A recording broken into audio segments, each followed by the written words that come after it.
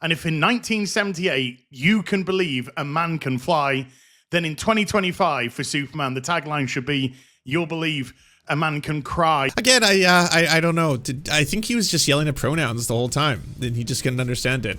You know, that's probably why he got so bad. Superman, man, modern day California. When I go like that, this means I'm going to be talking about Superman spoilers, and I will spoil the plot of Superman, the modern film. But when I turn it off like this, I won't spoil the plot. You are now spoiler free. Guess what? You don't have to worry about it. The pronouns guy apparently is a little bit upset, but we'll see. I don't know if you've heard the rumors or you've seen the internet as of lately. They're getting quite excited about this new Superman movie. So excited that it actually made me a person who's completely burnt out on superhero movies. I'm checked out. I have been for a while. The last one I saw was the Batman, I think, in theaters, because I'm just like a big Batman fan, have been for a long time. But otherwise, I'm just like, there's a new Marvel. It's the Thunderbolts. It's like new characters that launched the MCU version 7. If you watch the TV shows, you can cross-collaborate with the Thing, and then you'll learn about that. Ant-Man 12 will have the Molecules of Madness 5 when the Thing. I don't care. I've been so tapped out for so long that I'm just like, yeah. I have no idea how in the world anyone is going to be able to make this shit relevant. And then of course James Gunn comes along, and then he makes the new Superman. And then I'm like, okay, James Gunn, he's done, some fun projects. I enjoyed Guardians of the Galaxy 1, I think, like everyone else. I was surprised. How the fuck do you enter a brand new franchise filled with characters no one knows that are in some sense kind of silly in concept, right? If you're like, you gotta watch this movie. What is it? It's about a team, Guardians, and they're in a galaxy. Oh, neat. What are we, like a whole bunch of, is it like sci-fi? Yeah, totally. There's a talking tree and a sentient raccoon, and they fight these battles, and they travel places, and it's real fun, and it has old music from like the 80s and 90s. It's got a cool soundtrack. There's actually a reason why that's in there. You'll have a great time. I'd be like, nah, not doing that. But I was wrong. Guardians was a lot of fun. James Gunn knows how to take a property that may be complex or introduce a lot of characters that I've never even heard about and make the whole thing entertaining. That's not the case with Superman. Everyone knows Superman. Superman's the original, the OG. He's like the superhero. Come on. Action Comics #1. It's what really launched the modern idea of the superhero and brought it into the zeitgeist. And now it's all movies are anymore is superheroes. They've replaced everything. Even the Star Wars films are kind of superhero movies, really, when you get down to it. It's just superhero movie, sequel, prequel, trequel, maybe Jurassic World 57, and then comes the another sequel, and then another superhero movie. And again, I don't care. It's not because I'm cool. It's not because I'm like, I don't care, bro. It's because I genuinely I'm so fucking bored. I get bored. I've been bored since Age of Ultron, okay? I've just remember sitting in a theater watching Age of Ultron, the second Avengers movie, and halfway through it, just not caring about anyone, and I was like, everyone could die right now. I don't care. Honestly, if there's just like, hey, by the way, a bomb is about to go off, it'll kill everyone, like every character. Like, okay, fine, yeah, sure, I get to leave. That sounds great. Let's do that. I'm past the point of watching the movie where I can get a refund, so I have to watch it. And then everyone's like, hey, have you seen this? Oh, this is really good. Oh, they really fun. The new Suicide Squad is better than the first one. Incidentally, a James Gunn movie. Maybe that's why it was actually kind of better. But either way, that I'm signed out, but a lot of people are signed in and tapped in. And Superman is super cool, and you want to watch it. But I was like, okay, I'll wait till it's out in theaters. Until I heard the rumor that apparently the new Superman film is really anti-colonialism, anti-Zionism, and it's not subtle about it either. And I saw things where people are like, they kill Benjamin Netanyahu in the film. I'm like, what? That can't be true. I saw other people posting, yeah, the majority of the film is literally Superman flying around screaming, the Nakba never ended. And then he says, fuck Israel. That's what the movie's about. I was like, that's not, what? Why is the internet really, what's going on here? What's this all about? For some reason, all of you are actually making me interested in watching this movie. I'm just curious. Like, what degree of audacity did James Gunn have? Are you all saying? Again, I don't know where any of this is coming from, but all of you seem very excited on this. Okay, fine. I'll take a chance. I'll do the thing I told myself I wouldn't do, but I'll go and I'll pay money, and I did so over the weekend to go watch a Superman live-action movie in theaters, in 3D no less, because I wanted that extra dimension. I was going the extra distance here. And then I'll see what all the hype's about. And oh my word, I was shockingly surprised, to be completely honest with you. So shockingly surprised that I was genuinely at times questioning, how did he do this? How did you organize this? How did a team of hundreds and hundreds and hundreds of creatives come together to do something like this? And it's quite astonishing, really. It's a good movie. It's actually a really good movie. It's dare I say, an important film. Because I didn't know. Because I'm not a Superman guy. I don't read a lot of the Superman comics. I think the only one I own is The Death of Superman, because that was such a monumental event when I was a kid, and so like everyone was. Well, no, I think I was in high school. But either way, whenever The Death of Superman came out, I remember everyone was like, "You gotta buy it. They killed Superman. It's a big thing." And now there's like 4 Supermen, 4 new ones, and there's like a robot one. There's a little kid. There's a dude in like steel armor. Either way, get out. Death of Superman, big shit. So I bought that like everyone else, and I read it, and I was like, cool, Doomsday. That's the extent of my knowledge of really Superman. Outside of the comic, like book movies, I've seen all of the films. I've seen some of the cartoons. So I know some of the Superman lore. I've even watched a documentary on the potential Tim Burton Superman that never was, but it sounded weird and strange. And I didn't know the actual history of Superman, that it was created by 2 Jewish men. One of them was a Jewish Canadian who was the artist who drew the idea of Superman. The other one was a Jewish American who was the person who invented the very idea of Superman. They tried to make it into a serialized comic that would appear in newspapers. No newspapers wanted it. And then eventually they made history when they finally got it published in Action Comics, which is why the Action Comics Superman actually is in the 3-panel, like the way it's structured. That's the reason why, because they were designing the whole thing to actually be in newspapers and stuff like that. Be like a serialized story, an adventure that people could every week get the next one in their local news or something like that. But they eventually started the comic book, I would say, explosion, an entire superhero genre itself. Why is it important to mention that they were both Jewish? They were from immigrant families, and while creating Superman, a large part of the story of Superman itself actually ties towards people who flee Nazi Germany and then immigrate to America to start a new life, in the same way that Superman himself fled a planet that was being destroyed, and in so doing, he's adopted by a family in Kansas and then grows up to become a symbol of hope, a symbol of truth and justice and freedom, ultimately, who wants to save humanity and honestly represents the best of any of us, in that the early Superman, a lot of the comics centered around him fighting fascism, destroying fascism, fighting Nazis, blowing up Nazi planes, and eventually trying to arrest Hitler and bring him to justice. All of that is part of the Superman canon and story and creation of the character. So how do you make any of that relevant in the modern age, in the modern day? Like, how can you do that? Because, like, I've seen so many different interpretations of this. Do you remember Zack Snyder's version where Superman was essentially Jesus?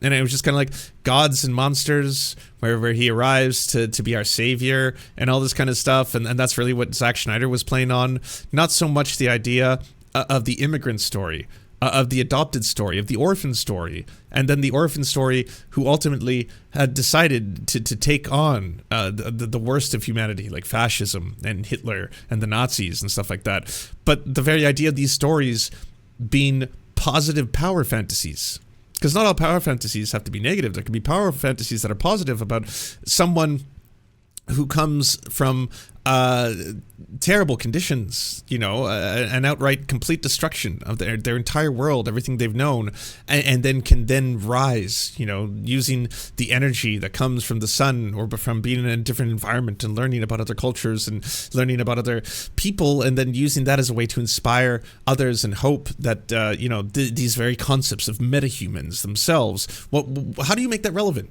in the modern age? How do you reboot the idea of Superman? And if someone had told me, what if you made it about modern fascism? What is modern fascism, though? Where have we seen fascism manifest itself here? The U.S. empire directly in collaboration with the U.S. military-industrial complex and Israel? There's no way the movie's going to be about that. No, you lefties. I swear to God, You guys look for anything you can. You grasp onto it, okay? You're so desperate. You're so fucking desperate just to be able to go out and be like, but no, it has to be. I swear. Well, it would be really hard to make an argument that that isn't exactly what the film is about. I'll be completely honest with you. Like, I remember a couple days ago, I tweeted out about this film, and obviously some really angry people on the internet found it, and, you know, they got really mad at me talking about the plot of Superman. And just by the way, this is the plot that's publicly available. If you read a synopsis on Rotten Tomatoes or you saw the trailers, none of this is a spoiler to how anything plays out or what happens in the film. But if you don't even want to know what the plot is, if that alone is enough for you, because I know people get really mad about spoilers, then here's your moment to just close your eyes for 2 seconds, okay? But this is not a spoiler. I said, a film where a fascist key ally to the US, run by an imperialist racist tyrant, funded by the US military-industrial complex and a billionaire tech bro, so they can colonize land that isn't theirs. This paragraph, the responses are filled, absolutely flooded with people getting so angry and being like, it's not about Israel-Palestine. I hate how you lefties do this. You just reach. Oh, I guess you need to be a member of the Fantastic Four because of how enormous that reach is. Yeah, are you Dulcim in Street Fighter 2? That reach is incredible. What? I never said Israel-Palestine. You'll notice. But just me doing a synopsis, that's the synopsis of the film. That alone is for you. Now, the people who are mad did you read that synopsis and suddenly think Israel-Palestine? Interesting. That's fascinating. That's where your mind went. And that's what you got really mad about. People were saying things like, the script was clearly written before October 7th, 2023, Lance. Interesting. I mean, for you to have said that out loud, I mean, that would imply either that obviously this whole thing is made up and people are just reaching at straws, or the occupation of Palestine was happening way before then. And also, I don't know if you know this, because if you haven't worked in the film industry, this part might be novel to some of you. There's stages that films go in. It's called pre-production, production, post-production. Pre-production, executive producers assemble the team. Maybe they already have a script written, or a script is then hired and commissioned to be written. They then assemble the people who will be part of it, the cast, the crew, all that kind of stuff, the cinematographers. The production, where they film the movie. They have to do, in the pre-production location settings, get ready to film, because everything has to be very airtight. You only have a set amount of hours at each location, especially if they're difficult shots. Outside is very expensive. Extras are very expensive. Stadium shots are expensive. So everything is done to a T, as in, today we're shooting for 12 to 14 hours. We're going to be shooting here. Here's the shots we have to get. This has to be done like that. If we go over, we're going to be going over budget. So it's really important we try to be as strict as possible. And even then, people can and do go over budget. But then comes post-production, where you're going to be doing special effects. You can be doing rewrites. You will then have to show test screenings to people. And once you show test screenings to people, maybe the studios freak out and they're like, we really don't like the fact that people are negatively responding to X or Y. You got to go do reshoots. You got to do refilming. And that can sometimes cost lots of money. And that the studios in a lot of these big budget films have all the control. They control everything. So they can make directors have to change their own vision, which is why you get things like the Schneider Cut. Because it's like, hey, by the way, this is not the cut that Zack Snyder wanted. He had to drop out of the project due to a family tragedy. I'm not going to in any way try to exploit that. And then afterwards, someone else had to take it over, so we got a different version of the film. And then Zack Snyder comes back years later, and HBO's like, we'll give you some money. Do you want to do your version? And he's like, absolutely, I'll make my version, the Snyder Cut. So we get out the Snyder Cut, and there you have it, a completely different version of the film. It doesn't matter, whatever the case may be, but there's lots of things that change along the way. They can include adapting things, changing things, and also adapting more things to make it more relevant within the current paradigm of today. But I have to say, I owe James Gunn an apology, because I did not know how tapped in this guy was and how brave he could possibly be to have gone this far. In this film, like, there's a story, and this is a plot synopsis. I'm not going to do any spoilers, don't worry. But the story takes place between two opposing countries. They're fictional. They don't say Israel-Palestine. They don't have to. One of them is Bavaria, which has a racist, tyrannical ruler who says out loud in press conferences that he is a longtime partner of the United States and a key ally of the United States. The United States military supports him through the military-industrial complex owned by military-industrial complex producers, in this case Lex Luthor, Luthor Corp, the ones who are substituting for both people like Elon Musk and companies like Boeing, Raytheon, for example. That's Luthor Corp. And so Luthor Corp is directly going to be providing military equipment to, again, this far-right, racist, tyrannical leader who wants to colonize another country. And in so doing, getting, the funding and the money and the stuff that they get to be able to do that. This is very, very, established in such a way that if you were to suddenly say, well, I mean, that's a bit of a reach. I saw people saying and replying to me in comments, putting things like, Lance, it could just as easily be Russia and Ukraine. That doesn't make sense, though, right? Because, again, there's two factions. The other faction, the other country that has been colonized, they are specifically shown to not have lots of advanced weaponry. They're implied, to want to have to defend themselves with whatever they have. The imagery is striking because as they're being invaded by tanks, military personnel, all that kind of stuff, the people on the other end are holding like sticks and throwing rocks and throwing bottles. There's kids, young children who are throwing bottles at tanks. And he went the extra step of not making any of those people who are being invaded or colonized white. Right there. Again, you could not imagine a more striking image when you see a team of U.S. military-backed equipment, tanks, soldiers, all that, all having light white skin, invading into another sovereign country filled with young children throwing rocks and bottles at the tanks. And I think at that point, if you're still thinking that none of this has anything to do with our current modern paradigm, after everything that I've just said out loud, I'm sorry, but you are ignoring the reality that this was done with very clear intent. And in addition to that, it's also done with all the plausible deniability in the world. This could get to a point where all of a sudden enough noise is being made about this, or enough people on the internet are talking about this, that maybe James Gunn in an interview is going to be asked the question. A very large percentage and hashtags and viral videos and YouTube essays, and people have said that you made this movie a direct, I'd say parable to what is taking place between Israel and Palestine. And in so doing, you definitely take a stance that is pro-Palestinian. What do you have to say about that? And to avoid smoke or to not want to have to be controversial, he could say anything to the effect of, it's set in the fictional universe. It's in the DC universe. Neither of the countries involved in the film are real countries. Bavaria is not a real country. The language that they speak was invented specifically for the film. We didn't want to have to actually, take a grounded stance in modern day politics. But if you're going to read into it, I mean, it's one of those things where people can take what they will. I personally made the film to inspire, and the film is about hope, and the film is about, what can happen if someone comes from another world or country and that they're raised as an orphan, and what do they want to aspire to become in the face of recognizing their own humanity when they themselves are not technically human? I mean, you could say that. You could also say, oh, the whole thing is just comic book shit. Oh no, it's just it's a fictional universe. There's time portals and dimensions, and these countries aren't real. They're based on the comic books. Both those countries are in the comic books themselves. For better or for worse, if you want to talk about the parallels between them and all that kind of stuff. There's unbelievable amounts of the plausible deniability, but also some of the imagery, and that's, I'm not going to mention what it is, but some of the imagery, what is said and what is done, just seems too close.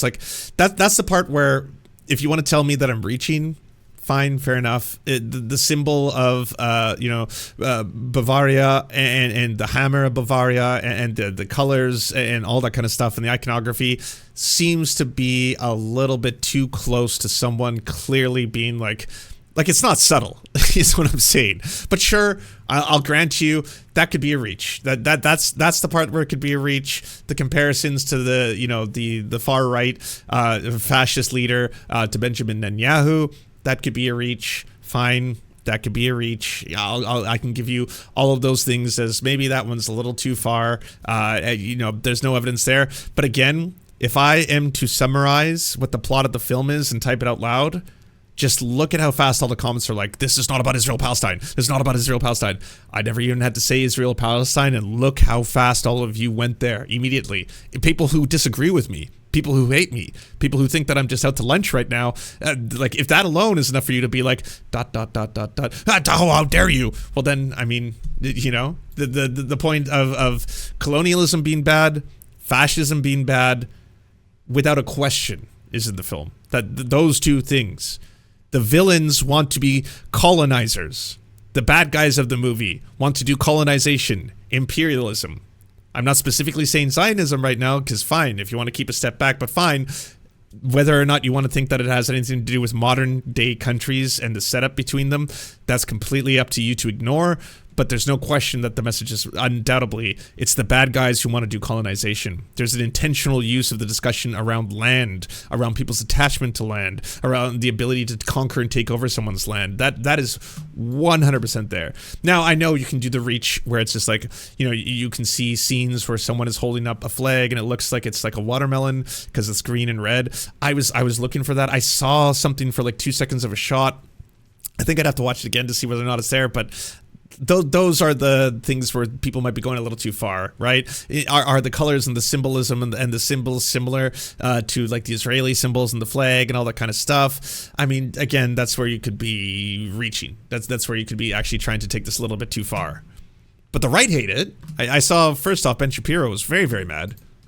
Watch the new Superman, and I have many, many thoughts. This video is sponsored by our friends over at ExpressVPN.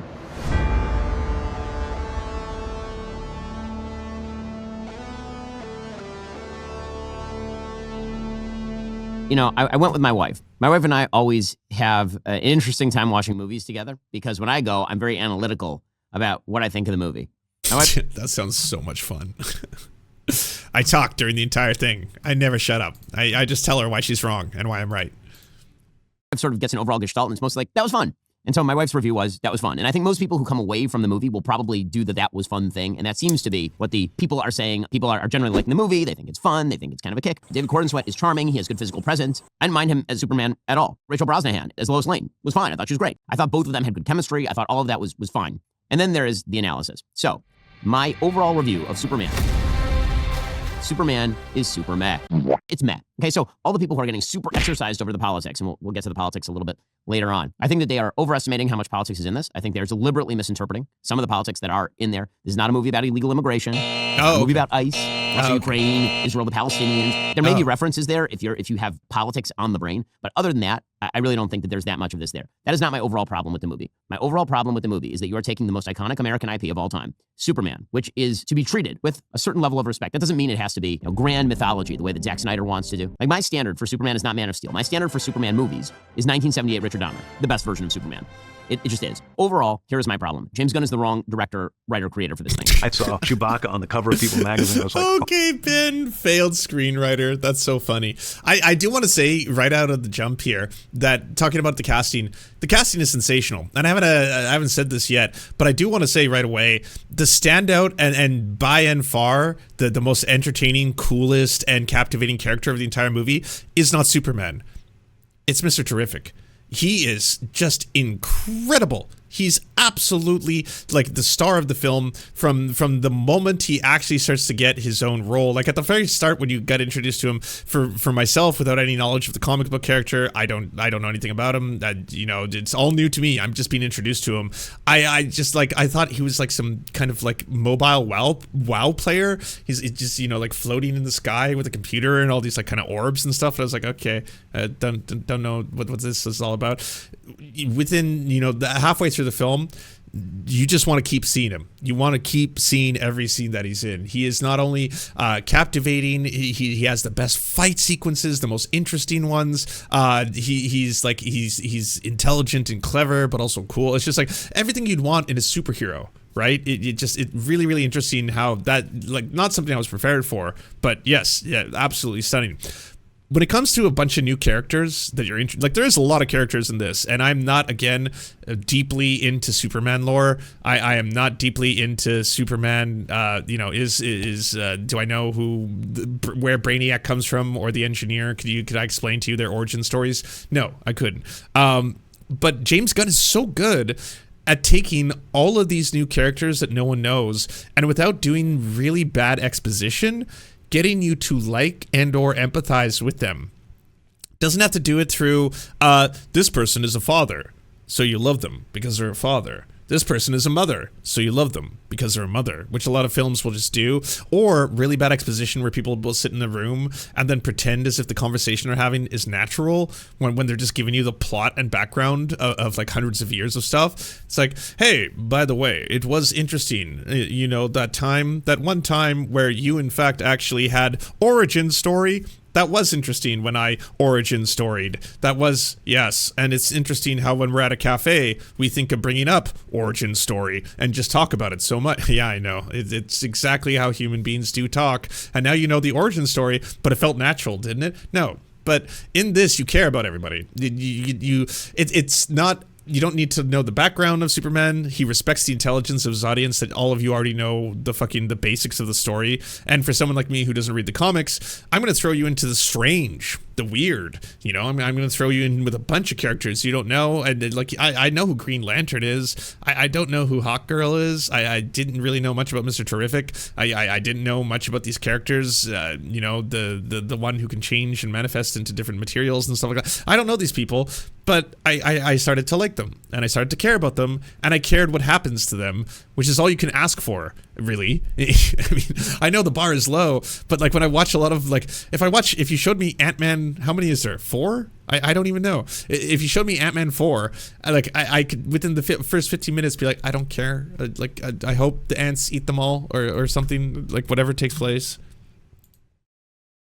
Right, he takes a comic book movie and he turns completely the opposite direction. I'm just saying that's really hard to do. It's really, really hard to do that. People don't respect or understand how difficult the pilot is to write in anything. 3? Okay, what that means is that he's constantly subverting everything. I was raised with a dog that was my sister. The very beginning of the movie, you are told that Superman is the most powerful metahuman, right? There's like a placard that says 30 years ago, the metahumans arrived. 3 years ago, Superman emerged. 3 weeks ago, there was an invasion. And now 3 minutes ago, Superman's ass got kicked. I'm not messing around. I'm doing important stuff. He's not very super. He is not the Man of Steel. What are you talking about? Oh, heaven forbid they actually show him as being vulnerable. I mean, okay, so this is literally the first shot of the movie, but if you don't want the spoiler for the first shot of the movie, I'll put the thing on just for it's literally how the movie opens. But yes, Superman is injured and hurt, and that's okay to show him getting beat up because there's stakes, you know? It's one of those things where like I like having like some kind of a stakes to stuff. I like there being stakes, as in like if Superman is just invincible at all times and just, you know, flies around but is impenetrable to anything outside of one thing. Like, oh, kryptonite can hurt him. Yep. Anything else? Nope. Otherwise, yeah, he's literally the most powerful thing that's ever existed. So I know it makes it tricky for people to be villains in a story like that, because how do you go up against the most powerful being ever? But the kryptonite, and then smash,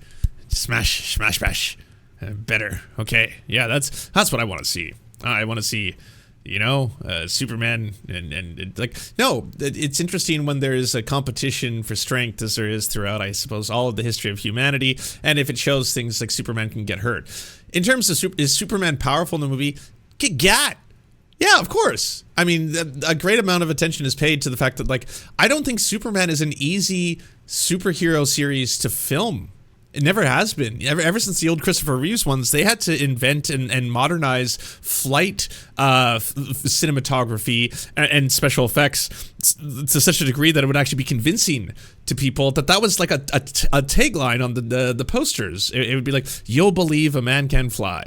And it's like, what? And you watch this today, you're like, it's kind of cheesy. But back then, it was revolutionary. People were like, you know, like, oh my God, it looks real. Christopher Reeves is like flying to the sky. This is incredible. And that really was groundbreaking. It's a hard superhero to show because Superman doesn't really do like, you know, karate or Krav Maga. He doesn't sit there fighting, you know, and you don't get to do those kind of like, you know, same action sequences a lot of other superheroes do.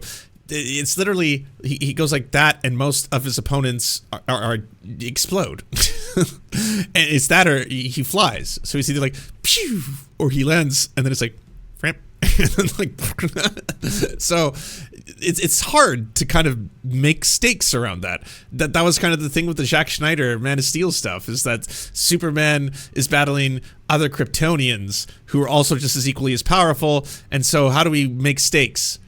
We destroy everything. That'll make it seem like, now you get it. See how powerful they are? They smash into each other, and then all the buildings explode. So they're really, you get it, right? Look at all these people blasting each other, going like, and like, that's all you want to see. Go watch the Snyder film. But if you actually want to have some stakes, if you want it to be like, yeah, Superman can get hurt, he can be vulnerable, and people can use ingenuity to try and hurt him, as is what makes Lex Luthor particularly scary as a villain. Like, otherwise, what is Lex? Just a dude. Just a guy who's rich, just sits there being like, haha, I will defeat you. How will you defeat him? I found a thing. The green thing, the goo. He's gonna be sad and gross now. Look how gross and weird he's getting. So I got him. He is not invulnerable. He gets his ass kicked routinely. He gets locked up in a prison with a character who's making kryptonite out of his hands. Sorry, what? He's constantly in victim mode. Like Green Lantern has much more success in this. What do you mean, victim mode? I forgot that the right also got real weird with this one, and they all wanted to talk about insecurity, and it's like centered around male insecurity and all this kind of shit. Like, I don't know. I know, Ben Shapiro, you're at this point now an accredited filmmaker. So for little old me, who used to work in the special effects division of cinema, I gotta say, have you heard of stakes? Stakes.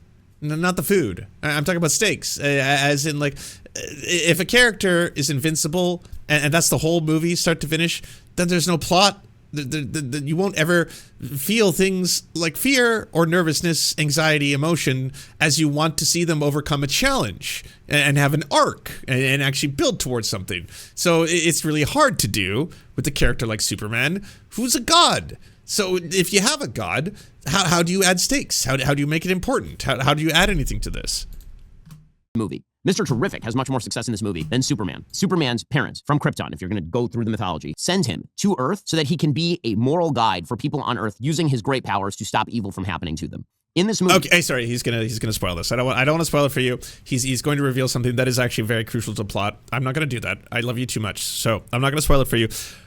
There's nothing wrong, by the way, with potentially changing lore. I'm just going to say this, all right? I'm just going to say that not every single character in every single property needs to be benevolent and awesome and super, super nice and good, because human beings are not like that.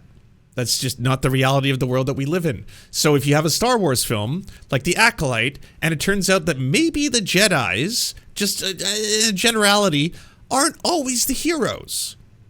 That's interesting. That's novel. It's something to think about. That the people that we venerate, or we think that they can just be these benevolent heroes, at times are complex and have maybe, some more, like the word they all love, nuance to their characters, but some more complexity to their actual arcs, and like maybe people who are so much more powerful than other people or groups within these fictional settings or worlds, the fact that they may actually go forward and have some potentially, you can argue, evil tactics or things that are morally dubious or morally wrong, or they might even operate in a way in which they're not heroic. Isn't that more interesting than good guy good, bad guy bad? End. Credits? Post-credit scene? Next one, good guy good, bad guy bad? Yeah. I'm not even talking about Superman. This has nothing to do with Superman, the character in the new Superman film. I'm talking about the fact that Ben Shapiro is about to ruin a part of the movie for anyone who hasn't seen it. Because, yeah, it's okay to be a little bit more complex about perhaps the origins of why someone would want to act the way they do. All right, so I can't watch any more of that because it seems like it's going to ruin it. Let's see what Pronouns Guy had to say. It says spoiler-free. After all of the craziness that's been going on the last couple of days as regards to critics with this Superman movie, people that I know and respect liking it, people that I know and respect hating it, it's like, where was I going to fit into this part of the puzzle? Well, I've seen it now. And if in 1978 you can believe a man can fly, then in 2025 for Superman, the tagline should be, you'll believe a man can cry. Wait. They cut us. That was a fucking mic drop moment. I actually love this one more. I'm sorry, Ben Shapiro, you've been out-chudded. There's another chud who got to the chud fucking high ranks, the S tier, faster than you. Hi everyone, it's Az here from Heel versus Babyface. Yes, there's already been so much discussion around Superman, and it's not even out in some countries. Super. It came out yesterday or Tuesday even for some people. Here's Thursday. It came out on Thursday for me. The UK, they don't even get the darn thing until tomorrow, Friday. So there's a lot of staggered conversation as regards to what people think. The critics are completely divided if you actually read their reviews. And even the people who... It's 83%. We checked it today on Rotten Tomatoes. 83% of the critics agreed that they liked it. Yeah, I mean, are their reviews going to be complex? I mean, we'd have to go into the methodology of how the tomato meter actually achieves its scientific score. What is or what is not fresh. The user reviews. That part is astounding, considering how mad all the chuds in the right are about this one. This is the wokest superhero movie in history. In history. It outwokes anything that had woked before, and yet it's at 93%. User score, over 10,000 reviews. What is going on here? Is it that there's something for everyone? Is it that people have read too much into this? Is it that the left have lost their minds collectively and that they're just like, this happens to be about Israel and Palestine because I want it to be about Israel and Palestine? Or is James Gunn really good at what he does? That's more than anything, probably. You know, the guy does know how to make a good superhero movie. I associate. He's a good nerd. There's evil nerds. Elon Musk, Lex Luthor. But there's good nerds. James Gunn. Carl Sagan. With. They are conflicted. There are some people whose opinions I respect. They like the film, and there's people whose opinions I respect don't like the film. And if you've listened to any of my streams that I've been participating in recent times as regards to the Superman discussion, my inkling, my feeling was that I was going to be leaving the cinema thinking, it was okay. Well, if I did leave the theater thinking it was going to be okay, that would have been an elevation to what I actually thought. Because to be perfectly honest with you, I'm in a little bit of shock at what I just saw an hour or so ago. So I am going to keep this spoiler free. So if there is a bunch of you out there who haven't seen it, but you want to get some inkling about my impression without giving any of it away, then you're going to be okay to watch this. Using this still image from the movie, to me, is pretty much a great summation of the film in general. Superman starts down at the beginning of the film, and to be quite frank, pretty much remains there the whole of the film. In actual fact, the agency of Superman is quite lost in a lot of places, and I'm really confused by that. So if you are... Were you screaming about pronouns in the theater? How did you miss the entire plot of the film? I don't understand that. I like the entire right wing being like, Superman gets emasculated. It's the emasculation ritual. He has a feeling, and that's gay. I'm like, wait, what? I do even know what you're mad at anymore? Don't you want to feel something? Anything? Don't you want like to be worried about the hero of the story, about whether or not he will be able to achieve his goals? Or do you want him to just show up and literally make all the bad guys explode and then sit in a chair for the remaining, I don't know, hour that's left in the theater? What would you prefer? Would you rather there be stakes? Or would you rather that he has to actually fucking, I don't know, meet a challenge? Are expecting to leave the cinema. They want One Punch Man? I guess so. That Superman is going to be this figure that heroes can look up to, this shining beacon, this leader, then... I know. And you know what they went and did? They gayed him up. Super gay. So gay. So he's got this thing. It's like the gayest thing I've ever heard of. Empathy. Yeah. No, I kid you not. He's got empathy for other living creatures, not just humans.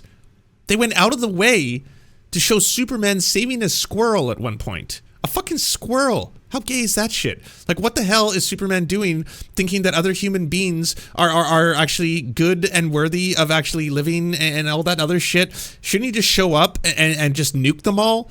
Right? Like, he can do that, right? He can kill all... Like, I don't get it. Why would they do that? I don't think that you're going to get that at all. So much so that even characters like Mr. Terrific, which isn't even a B-list DC character, completely and utterly outshines Superman in this film. And if okay, but that's not because Superman isn't awesome. Great job by the actor who played him. You know, probably one of the best Supermen. I'll be honest with you. I loved the portrayal. I thought it was really good. It was honest. All the check boxes were there. Great Superman. This is just a testament to this dude fucking killing it. killing it. Yes, he steals the show. Not because Superman went through the emasculation ritual, and after going through the emasculation, no. Why are you doing Mr. Terrific a disservice here? The guy is just absolutely captivating. And I'll be honest, not just him. His costume designer was on point. He had the coolest fucking gear and costumes. The special effects coordinators, as well as the stuntmen and everyone who was coordinating his fight sequences. Everything that was done centered around this character was just so unbelievably badass. It's rare for me to go into a superhero movie and actually be excited and be like, oh, kind of feeling, because at this point they're also corny and like they don't know they're corny, you know, like they do this thing where superheroes come into the movies and then they act like super badass, and then afterwards they do a little kind of like comic relief sequence just to be like, well, we're human at the end of the day. Yeah, we get shawarma too. We sometimes have to go poop. It's true. But then I'm just gonna be like, whoa, look how cool I am. This is incredible. This is amazing. And then afterwards you're like, I'm so bored. I'm bored of all of it. I was a civilian in this world, I'd be looking at a character like Mr. Terrific to save me, not Superman. He's way more competent, way more confident, and way more capable of doing anything than Superman did. But I just want to pull it back for a little bit. Okay, join that. By the way, you know?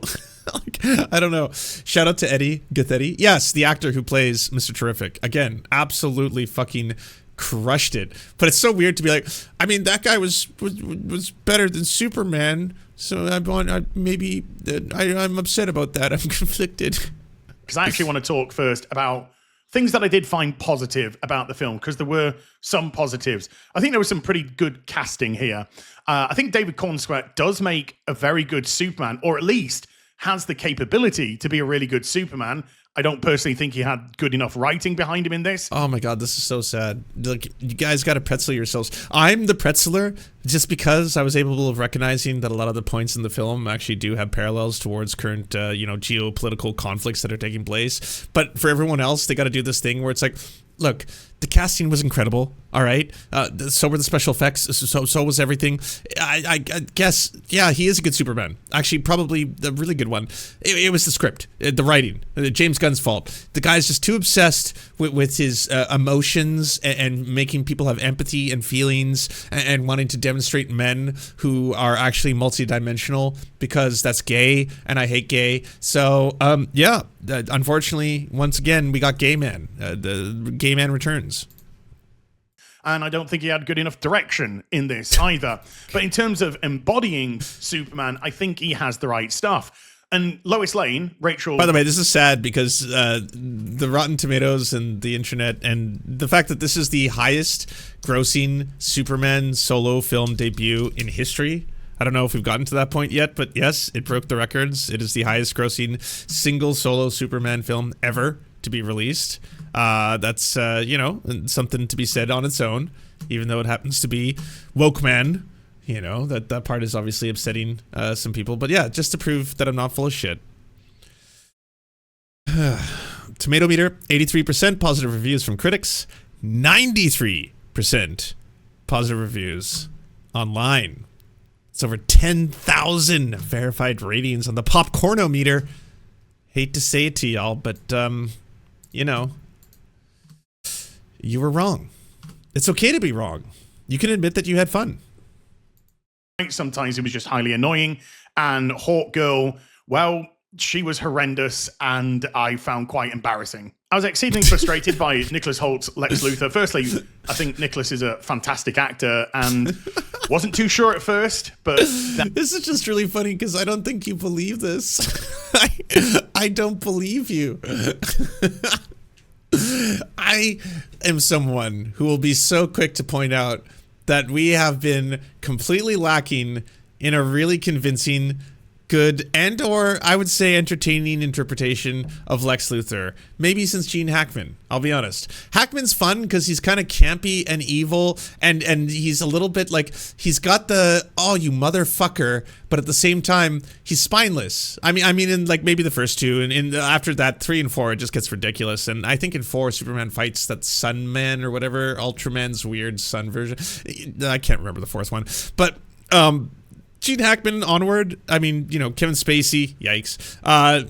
not that great. Jesse Eisenberg, in my opinion, the worst, right? Like Jesse Eisenberg tried to do a combination of the tech bro meets the Joker from The Dark Knight, and just it doesn't work. It's just so strange, and it's not intimidating, and it's bizarre, and it's more it's kind of like what's his face, Jared Leto's Joker, where it's just such a train wreck that it's more just kind of fascinating to see. Why did you think that doing Ace Ventura as the Joker would work, but you went there? And then in this case, it's why did you think doing Heath Ledger's Joker mixed with Tech Bro would work, but you went there? And in this case, you've kind of got that perfect, like, yes, he's 100% a Elon Musk style tech bro, delusions of grandeur, unbelievable amounts of resources, trying to manipulate the US government directly in partnership with the US military industrial complex, very, very racist and completely down with colonial genocide. Don't think about that part or the imperialism too much, but all of that is in there. Again, this isn't a superhero movie where you have had to watch like 8 previous films and 2 TV shows to jump on board and have all the characters just click. Could have been the casting, could have been the direction, could have been the writing, but like at no point are you sitting there being like, I don't buy it. It's not making a lot of sense. Maybe again, it's because they just don't like what he reflects, right? Because maybe they see a little bit too much of themselves in this character. I don't know if that's the reason why they particularly didn't like this Lex Luthor. I don't think Lex Luthor is the standout of the film. Again, that goes to, once again, Mr. Terrific without question. But he works really well as a Lex Luthor who is both dangerous and seems all-powerful at times, and at the same time is very human. And that's where his vulnerability and weakness comes from. Because again, Superman can come into the room and literally just be like, blep, and then like smash everything in the room instantaneously, and he doesn't flinch. He's not scared of him, right? He just sits there sipping his coffee casually as if like, nah, just chill everybody. We got this. I'm totally fine. Yes, he could breathe and kill me where I stand. He could blink and shoot some lasers out of his eyes and kill me where I stand. That could happen, but I'm not afraid. I have total control at all times and always will, is basically what the character is like. And I saw a couple of other things. I was like, okay, maybe. And the Nuclear film Man, actually thank has some you, that's what really it good was. ideas with him in some areas. But by the end, he's just been turned into this blubbering, crying person. And what is the really weird thing is we've already seen the scene where Superman smashes into Lex's office and having a bit of a meltdown about crypto. And Lex does say, Superman, we meet for the first The dog, time. not the currency. And judging by what Lex is doing in this film, I'm wondering, what throne do you think Superman is sat on that makes you feel like you need to dethrone him so badly? Because Did you not watch the movie? Very thoroughly explained. No spoilers, but very thoroughly explained. Again, I don't know. I think he was just yelling at pronouns the whole time, and he just couldn't understand it. You know, that's probably why he got so bad. Superman, man, modern day California shit. Like, otherwise, how do you sit there like, I genuinely don't know why someone would in any way think that Superman is in fact somehow his enemy. I mean, he's rich. He's wealthy. He's got a hottie, a woman, very, very attractive. Yes, blonde, breasts, all of it. Yes, and I don't understand. Current day man. too many people doing too many things at once. Little threads, for instance, which could actually lead to some really interesting plot or conversation or action, are left really just dangling. For instance, okay, I can't refute this without doing spoilers, so I will again avoid it. But that's not true. This character, how he's introduced, the purpose he serves, and his entire arc from start to finish is with purpose. Oh man, were you just screaming? Did you not realize the motivation? I can't even get into this. Really embarrassing. Now, I know what James Gunn was trying to do with this, but I think he executed it absolutely terribly, particularly when the name of the film is Superman. Again, Metamorpho, a relatively interesting character in the film. There were some good ideas surrounding him, which the film executed pretty terribly.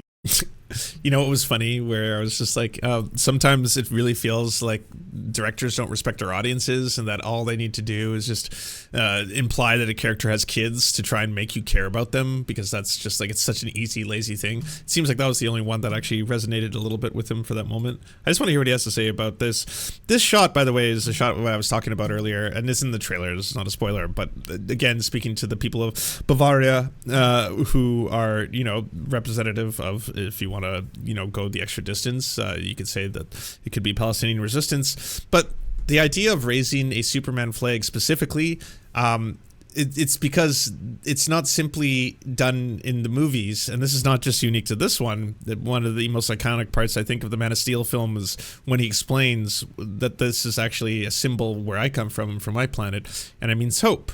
It means an idea greater than simply one person, something that can actually inspire more people to hopefully collectively work together.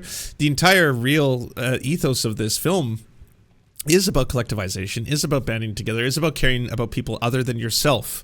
And that's one of the things that makes Superman ultimately human. And that instead of this rugged individualism under a hyper-capitalistic dictator in the form of a Elon Musk tech bro, aka you know, Lex Luthor, his entire ethos is adoration and love from his own fucking employees, who care about him insofar as they care about his project, insofar as they care about the company, LexCorp, right? Juxtaposed with the idea of Superman. And I'm not saying that it's an anti-capitalist film. It's not. That's not where the messaging comes from. But more, it is just oozing the idea and concepts of hope and working together and empathy. More so than anything else. I think that's probably been one of the more important parts of a lot of James Gunn's work, is again trying to focus on that and center that as a reason to be hopeful, because as bad as everything can get and as hopeless as everything can get, and even if Superman's not coming, which we know he's not, because he doesn't exist, he's not real. So in the real world that we live in, there is no Superman, and no Superman is coming. So who do we have? We have each other.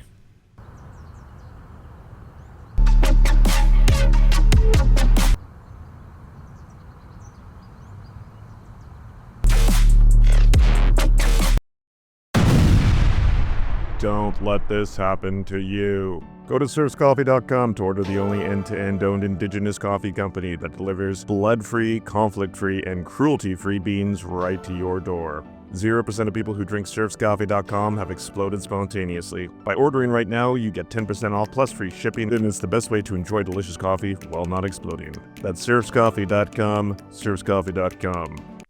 Thank you so much for watching, everyone. This video wouldn't be at all possible without the financial support of all the people whose names you see on the screen right now. And if you want to unlock secret bonus episodes, content that we can't post anywhere else, or get the videos early before anyone else gets to see them, please go on to patreon.com/theserfs. For as little as $1, you can help support this channel and help make more videos like this possible. Our executive producers are Anna Loves Riley, Adrian McCarthy, Bobby Lasers, Cheryl Alvarez, Comrade Junkie, Doug Caddy, Everything Important, Garrett Sandoval, Hagbard Celine, Jimmy Sombrero, Multimondi, Omni, Political Papi, Preston Kroll, Quiet 185, Richard Boehm, Riley and Anna, Roller Dragon, Cernicus, Stellar Gwyn, Sebastian Demel, Tigwick, Trav, and Words Greenwood. And also, it wouldn't be possible without all the names you see on the screen right now. Again, if you want to help produce this content, it's only made possible through the funding of our patrons. Head on down to patreon.com/theserfs. That's patreon.com